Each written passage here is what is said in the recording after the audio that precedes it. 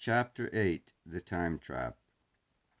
Dimly through a red haze, Mason realizes that the girl's weight no longer bears him down. Two plant men hold her writhing body in their tentacles, dragging her towards the door. A trickle of blood worms from her lips. In silence she struggles, striving to break free. The Gorchin pull her outside. As Mason watches, he sees her body suddenly sag limply in unconsciousness. A pang darts through him. Is Eliza dead? The same idea has come to the plant men. Tentacles are waving excitedly. They lower the girl to the floor, examining her carefully. A movement of Eliza's arm reassures Mason. The girl tries feebly to get to her feet. The Gorgon drag her back to Mason's prison. They thrust her within it. Again the door is shut. Eliza runs to the man. Kent, what happened? Mason hesitates. In the girl's eyes he reads the knowledge that she remembers nothing of her nightmare attack on him. The madness of the plant man has passed from her brain. Nothing much, he flushed. Can you untie me, Eliza? She bends forward, fumbles at the metal ropes. Would the Gorchin permit her to free the man? At last the task is finished. Mason gets to his feet, rubs his legs to restore circulation, goes quickly to the door, kicking it tentatively. The plant men outside seem to watch undisturbed. Again Mason kicks the glass, but it does not shatter. He crashes his shoulder against it, but only bruises his arm. The cell is empty, and there is nothing he can use as a weapon. A cry from Eliza makes him turn. She is pointing to a corner of the cell where walls join ceiling. Greenish white, a plume of vapor is entering the prison, coiling ominously in the still air. Fear grips Mason. He swings forward and tries to reach the valve, if he can manage to stuff it closed, but it is too high. Baffled, he retreats to the door and renews his onslaught on it. But the substance, tougher than steel, will not yield. Mason pauses only when he can scarcely see the door through a thickening cloud of greenish mist. Eliza touches his arm. Kent, what is happening? I don't know, he says slowly. They're experimenting on us. What they expect, well, I just don't know. Maybe it'll kill us. If it does, I hope it's a quick death. With a soft little cry, Eliza moves close to Mason, and he puts protecting arms about her. She buries her face on his shoulder, and for a while they stand there while the green mists thicken. There comes a time when Mason is completely blinded. Oddly, he has no trouble with his breathing. There is a slight exhilaration due, he thinks, to oxygen in the strange gas. But he is not discommoded. Perhaps the vapor, admittedly experimental, will have no effect on human beings. He drops to the floor, cradling the girl in his arms. In that blind, emerald emptiness they wait, and Mason soothes and calms Eliza as best he can. In spite of himself, his pulses mount as the nearness of the girl's warm, satiny body. The weird gas he knows is exciting him, yet the madness grows on him, and Eliza too feels the intoxicating effect. Her hands creep up, touching Mason's hair. She draws down his head, guiding his lips in the green blindness till they touch her own. Flame of dark passion blazes up within Mason. Desperately he fights it down. The girl's breathing mingled with his own, hoarse and uneven. His fingers touch the silken smoothness of rounded flesh, and the touch is like fire. Suddenly his muscles are weak as water. Eliza, he whispers, Eliza. In a surge of newfound strength, he presses the girl's form against him, seeks her lips. Fantastic visions flash through his mind. Weird madness of the plant man's poisoned green gas. Eliza seems to slide away, to vanish in a greenlit abyss. She is gone. Mason is alone. The clouds whirl about him, and very faintly he hears a distant throbbing, steadily growing louder. With the portion of his brain that remains sane, he knows that this is unreal, a drug-borne hallucination, as the deep pounding roars louder in his ears, and dark shadows move slowly down the emerald distance. Clearer the shadows grow, and clearer, bat-winged horrors that mock and titter obscene laughter as they race down on him. And even the drumming roar grows deeper, louder, crashing like the tocsin of a demon in his ears.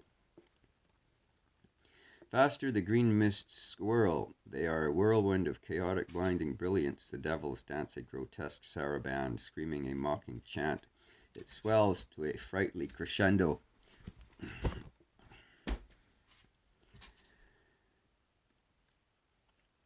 of sound and motion that rocks Mason's giddy senses. He feels blackness creeping up and overwhelming him, and it is with gratitude that he sinks down into deepest unconsciousness.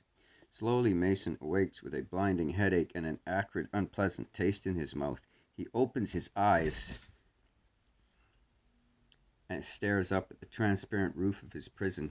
He is still imprisoned in the crystal cage, but the green gas has been pumped out. Elisa's still body lays beside him.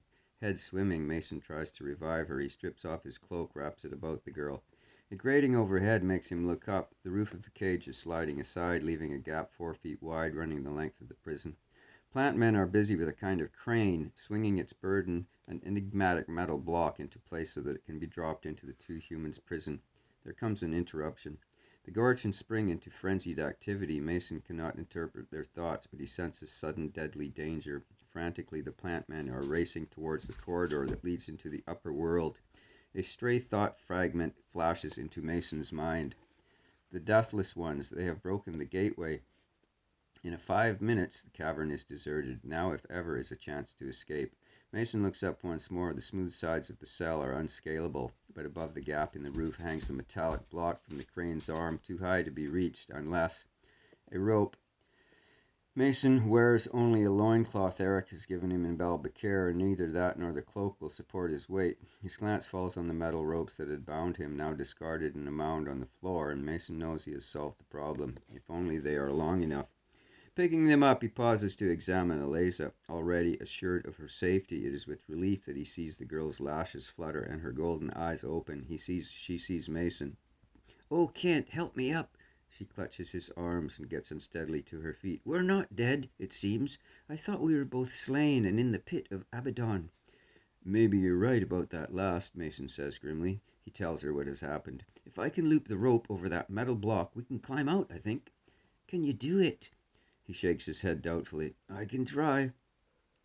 But only after repeated attempts does Mason manage to loop the doubled end of the metal cord over the suspended block. Then a careless move undoes his work, and for another 10 minutes he tries, a fury of apprehension mounting within him, till at last the anxious work is done. The two ends of the rope hang down within the cell. Mason knots them together. "I'll go first, then I'll pull you up." The metal cord is slippery, scoring Mason's skin. He twists his legs about it and fights his way up, while Elisa holds the rope steadily from below, and at last he reaches the roof of the cell, swings onto it, sweating with exertion.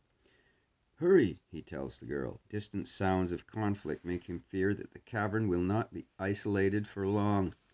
His muscles, weary with exertion and lack of food, crack and strain as he hauls Eliza painfully to his side. But it is easier thereafter. They slide down to the floor of the cavern and swiftly make for the passage that leads to freedom. "It is the only way out, apparently," Mason says, glancing around. "Hold on, there's something I want." He retrieves a bar of silvery metal, longer than his arm, that will make a formidable bludgeon. He tests it with a vicious swing that smashes the cryptic gear of a machine. "Good. It isn't soft or brittle. This'll help, Eliza." The girl responds by picking up a smaller bar for herself. The battle light glows in her golden eyes. She hurries at Mason's side, the cloak occasionally flaring to reveal the pale flesh of her thighs. But before they reach the passage mouth, a battling horde sprues from it, struggling in insane conflict. Swiftly, Mason catches the girl, draws her down out of sight. Crouching, they watch. The Gorchin are fighting for their lives, and their enemies are the Deathless Ones. Icy cold crawls down Mason's back as he sees the invaders, creatures that are unmistakably human beings, yet more alien to him than the grotesque plant men. For the Gorchin are normal products of evolution, and the Deathless Ones, Mason senses, are not. They are the living dead. In their bodies dwell life, undying forms that had once been tall and stalwart and godlike in their beauty. Even now, some remnant of past splendor lingers, made dreadful by the foul corruption that has overtaken the Deathless Ones. The name itself explains much. They are men who have conquered death, but not disease, nor corruption. All the hideous plagues of mankind has burst into foul ripening on their bodies, the Deathless Ones. None are whole. Loathsome gaping wounds and sores show the flesh and bone beneath. Tatters of granulated flesh hung in ribbons from some of them. There are unspeakable skull faces glaring blindly, and there are mutilations from which Mason turns away sickened. Man has conquered death and too late has discovered his error. The deathless ones seemingly could not be injured. Scores of the Gorchin would leap upon an enemy, bearing him down by their weight, and presently the pile of struggling figures will fall away and show that at the bottom the deathless one has been busy feeding. Mason remembers he has seen no plant or animal life on the surface of the planet. Possibly the Gorchin were the only food of the deathless ones. The struggle sweeps away from the tunnel mouth. With a whispered command, Mason grips Aleza's arm, springing out from concealment.